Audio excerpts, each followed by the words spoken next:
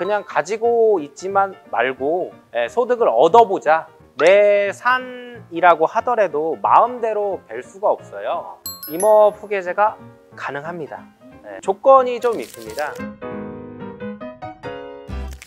네, 산과 나무를 사랑하는 사람들을 위한 프로그램 산림 톡톡! 네, 안녕하세요. 저는 오늘 프로그램 진행을 맡은 아나운서 장서은이고요. 자기소개 한 말씀 부탁드릴게요. 네, 안녕하세요. 산림조합중앙회 산림소득지원센터의 김용학입니다. 반갑습니다.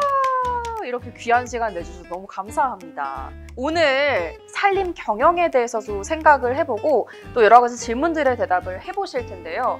산림하면 일단 일반인들 입장에서는 사실 산림? 산? 하고 궁금증이 좀 많으실 것 같아요. 그래서 간단하지 않을 수도 있어요. 간단한 질문들을 한번 드려보면서 시작을 하도록 하겠습니다. 질문 드리도록 하겠습니다. 한국의 산림에서 가장 널리 분포하는 대표적인 나무 두 가지는 뭘까요? 참나무와 소나무입니다. 정답입니다. 참나무는 단순하게 나무를 지칭하는 게 아니고요. 하나의 큰 카테고리를 얘기를 하고 있습니다. 참나무류에는 6가지의 나무가 있습니다. 갈갈 참참참. 갈갈 참참참. 상수리. 상수리. 네. 어떤 거죠, 각각? 상수리는 참나무류 중에 가장 나무가 단단한 나무거든요. 이명으로 강참나무라고 하고 있습니다. 강참나무. 네. 그렇구나. 네. 그리고 또 첫 번째 갈은 떡갈나무. 예전에 이제 냉장 기술이 발달하지 않았을 때 떡이 쉽게 상하고 쉬니까 이파리가 커가지고 이 떡을 싸는 용도로 신갈나무 같은 경우는 지 신으실 때 이렇게 깔창 대용으로 썼던 게 신갈나무입니다. 갈참은 이제 이파리를 자주 갈아가지고 이제 갈참이라고 하고요. 두 번째는 굴참나무. 굴참나무는 우리가 이제 와인 드실 때 보면은 코르크를 만드는. 그리고 이제 세 번째로 이제 졸참나무. 참나무류 중에 이파리가 가장 작은 쫄벽나무다 해가지고. 나 이름이 진짜 귀여운데요? 재밌죠? 네. 본격적으로 산림에 관해서 좀 질문을 드리려고 합니다. 우리나라의 60%에 달하는 이 산들에도 주인이 있을까요? 네, 당연합니다. 우리가 크게 보면은 3가지로 분류를 할 수가 있는데 국유림, 공유림, 사유림. 국유림은 국가가 가지고 있는 산림, 그리고 공유림은 지방자치단체가 소유하고 있는 산림, 그리고 사유림은 우리 개인 산주들, 그리고 이제 학교가 가지고 있는 학교림, 또 이제 종교가 갖고 있는 이제 종교림, 뭐 회사가 갖고 있는 회사림, 이런 것들을 사유림이라고 하고 있습니다. 자, 그러면은 산을 소유한 사람을 산주라고 하고 산을 소유하고 경영하는 사람을 임업인이라고 하던데 임업인이 되기 위한 조건이 따로 있나요? 4가지 조건이 있는데 첫 번째로 말씀드리면 3헥타 이상의 산림에서 임업을 경영하는 자, 산림을 경영하는 자. 두 번째는 1년에 90일 이상 임업에 종사하는 자. 그리고 세 번째는 임산물 판매액이 연간 120만 원 이상인 자. 그리고 네 번째는 산림조합법에 의한 조합원. 4가지 중에 한 가지만 충족을 해도 우리가 임업인이라고 할 수가 있습니다. 일반인들 입장에서는 나무를 왜 배? 그렇게 식목일에도 심고 나무를 심자 이렇게 많이 운동도 하는데 나무를 왜 배? 벌채를 왜 해? 라는 근본적인 질문을 해주신 분들도 있어요. 이거에 대해서 우리가 뭐라고 답을 할 수 있을까요? 우리가 목재 자급률이라는 게 있어요. 국내에서 생산하는 목재, 해외에서 수입하는 목재를 가지고 여러 가지 다양한 제품들을 만드는데 이 목재 자급률이라는 게 우리나라에서 한 16% 정도, 나머지 80% 이상은 해외에서 수입을 하고 있거든요. 우리 정부에서는 우리가 보존해야 되는 산림은 따로 분류해가지고 보호를 하고 있습니다, 이미. 그리고 이제 산에는 누구나 주인이 있다고 얘기를 했잖아요. 그러면 개인 산주들이 산에서 소득을 얻고자 하는 그런 과정들이거든요. 벌채라는 용어가 주는 불안감들이 있거든요. 그래서 지금은 인목 수확이라고 표현을 하고 있거든요. 나무를 심고 나무를 수확해서 이걸 가지고 화장지도 만들고 종이도 만들고 이런 과정이라고 보시면 될 것 같습니다. 그 산과 나무를 가꾼다는 말은 조금 익숙해요. 근데 우리가 왜 산림 경영이라는 말을 하는지, 왜 산림 경영을 해야 하는지 이유나 또 장점이 있을까요? 내가 산을 단순하게 소유하는 거를 가르쳐서 얘기하는 게 아니고 산에서 일련의 소득 활동을 하는 과정을 산림 경영이라고 하거든요. 그냥 가지고 있지만 말고 이거를 어떻게 활용을 해가지고 소득을 얻어보자, 이런 걸 산림 경영이라고 표현할 수 있을 것 같습니다. 산림 경영 계획서라는 게 있다고 들었어요. 이거를 어떻게 작성을 해서 또 어디에 제출을 해야 하는지도 궁금하거든요.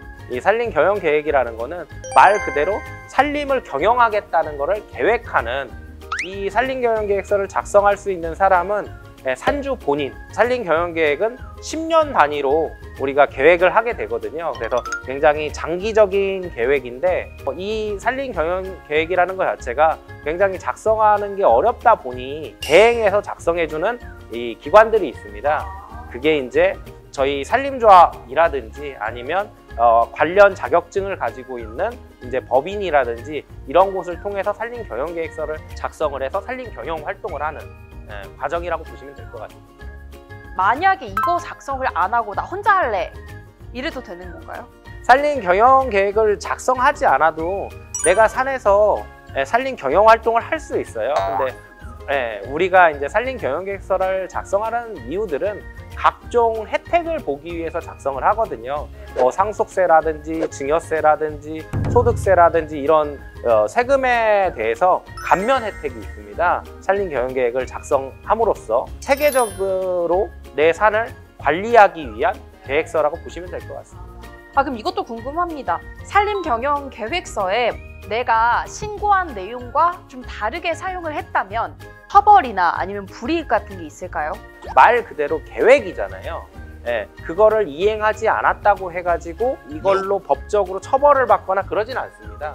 대신에 우리가 경영계획대로 내가 실행을 하게 된다면 모범적인 경영자라고 하고 있어요. 그러면 모범적으로 경영을 하게 되면 세제 혜택, 그리고 또 이제 각종 정부에서 주는 보조사업, 정부에서 주는 혜택을 받으려고 경영계획대로 하는 거지, 경영계획서에 나와 있는 대로 안 했다고 해서 처벌받는 내용은 아니라는 점, 이걸 알아두시면 좋을 것 같습니다. 네, 이렇게 들어봤고요. 이번에는 젊은 예비 임업인의 질문입니다. 부모님 명의로 산을 소유하고 있는데 자녀가 산림 경영을 해서 임업 후계자가 되려고 하는데 가능한가요? 이렇게 질문을 주셨어요. 임업 후계자가 가능합니다. 이제 단지 조건이 좀 있습니다. 부모님과 같이 세대를 같이 하고 있어야 돼요. 내가 세대를 같이 하고 있지 않으면 안 돼요.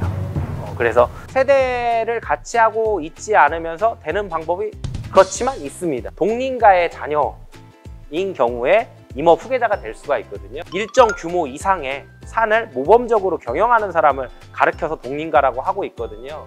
이런 동린가의 자녀 같은 경우는 세대를 같이 하지 않아도 임업 후계자가 될 수가 있고요. 산림청에서 지금 이제 규제 개선을 하고 있는데 임대차 계약을 통해 가지고도 이제 할 수 있을 상황이거든요. 근데 이제 부모 자식 간에 세대를 같이 하고 있으면 임대차 계약을 하지 않아도 되는데 세대를 달리하고 있으면 임대차 계약을 통해 가지고 하실 수도 있습니다. 소유에 관해서 지금까지 얘기를 해봤어요. 근데 소유하고 또 그 소유한 산에서 임목 벌채를 하는 건 또 다른 것 같아요. 벌채를 하려면 그거에 대해서 또 신고를 해야 될 게 있을까요? 내 산이라고 하더라도 마음대로 될 수가 없어요. 임업인이 되면 내가 농사에 활용하는 나무 같은 경우는 10세제곱미터까지는 임의적으로 벌채를 해서 사용하실 수가 있습니다. 신고나 허가를 받지 않아도. 이 임업 후계자나 동린가는 전문 임업인이라고 하거든요. 이 전문 임업인 같은 경우는 80세제곱미터, 그리고 임의벌채를 할 수 있는 경우는 전신주에 나무가 이게 걸려가지고 이제 화재 위험이 있다거나 묘지가 있는 경우에 내 밭에 그늘이 진다, 이럴 경우에 산주의 동의를 받아가지고 임의벌채 이런 방법이 있고요. 그 외에는 신고해서 벌채를 하는 경우와 우리가 허가를 받아서 하는 경우. 근데 만약에 제가 벌채를 하고 나서 그 자리에 나무를 다시 심어놓지 않아도 되는 건가요? 나무를 꼭 심어야 됩니다. 산은 정부에서 관리를 하고 있어요. 벌채한 데다가 나무를 심지 않으면 제재를 받습니다. 과태료를 내고요. 벌채를 한 뒤에 3년 이내에는 무조건 나무를 심어야 돼요. 이 나무를 그냥 아무나 심으면 되냐? 이건 아니고요. 만약에 내가 사과나무를 심고 싶다. 그러면 사과나무도 나무잖아요. 근데 사과나무는 농산물이에요. 또 분류가 되는구나. 사과는 농산물이기 때문에 산에다가 벌채를 하고 그냥 심을 수 있는 게 아니고 산지 전용이라는 행위를 통해 가지고 사과나무를 심을 수가 있습니다. 자, 그러면 개인 산에 길을 내려면 여기에도 절차나 허가가 있을까요? 산에다가 길을 내는 걸 보고 이제 임도라고 하는데, 이게 이제 개인 산주가 임도를 낼 수가 있습니다. 이 사유 임도를 개설하기 위해서는 여러 가지 조건들이 있어요. 산의 경사라든지 산의 고도라든지 이런 것들을 다 종합적으로 검토를 해가지고 이 인허가를 받아야 되거든요. 그러면 이제 임도 대신에 산에 길을 내는 방법들이 있는데, 작업로라는 게 있고요. 그리고 운제로라는 게 있어요. 그러면 임도 같은 경우는 굉장히 좀 큰 길이라고 보면, 작업로는 산에서 임업활동을 하기 위한 반영구적 시설이에요. 그리고 이제 운제로 같은 경우는 임목을 수확하는 과정에서 잠깐 내가 임목 수확할 때만 쓰고 없애는, 이렇게 크게 보면 세 가지 길이 있습니다. 아, 그렇군요. 이렇게 임업인이 산림 경영을 더 잘할 수 있도록 정부가 여러 가지 지원 사업도 한다고 들었습니다. 설명 좀 해주실 수 있을까요? 보조사업이라는 거 자체는 국고, 지방비, 자부담을 통해서 하는 게 이제 보조사업이라고 보시면 될 것 같고요. 산림사업 종합자금이라고 해가지고 저금리 융자 사업도 같이 진행을 하고 있습니다. 1%에서 3% 사이 내외에서 우와, 진짜 이율이 저금리로 이제 장기 대출을 해주는 사업입니다. 이런 사업들을 통해 가지고 임업 활동을 하시는데 도움이 되실 수 있을 것 같습니다. 지금까지 진짜 많은 얘기들을 나눠봤어요. 근데 명칭도 생소한 부분이 있고 이거를 다 일일이 기억하기가 쉽지가 않을 것 같아요. 조금 더 도움을 받고자 한다면 산림조합에 방문하면 이렇게 도움을 받을 수 있을까요? 산림조합 중앙에는 전국에 142개의 회원조합이 있습니다. 그래서 이 회원조합에 방문을 하시면 산림경영 지도원이라는 분들이 계시거든요. 그래서 궁금하신 점들에 대해서 상담 받으실 수가 있고요. 저희 산림소득지원센터 대전에 위치해 있고요. 042-341-4000번으로 전화 주시면 제가 친절하게 또 상담해 드리도록 하겠습니다. 네, 이렇게 친절한 상담을 원하시면 산림조합에 연락을 취하셔서 도움을 받아보시기 바랍니다.